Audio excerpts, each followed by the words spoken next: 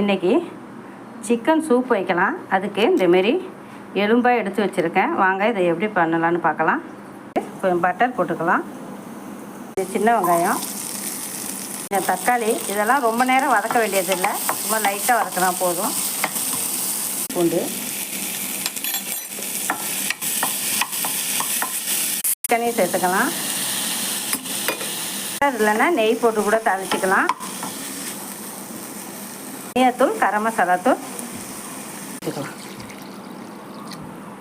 எல்லாத்தையும் இந்த குக்கரில் சேர்த்துக்கலாம். இப்போ மஞ்சத்தூள், உப்பு, இதை ஒரு 5-6 விசில் வச்சுக்கலாம். ஏன்னா அந்த எலும்பு நம்ம சாப்பிட்றதுக்கு ரொம்ப நல்லாயிருக்கும். அதனால் ஒரு 5-6 விசில் வச்சுக்கலாம்.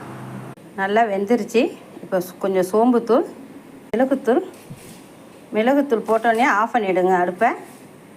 ரெடி ஆயிடுச்சு. சூப்பு ரெடி ஆயிடுச்சு.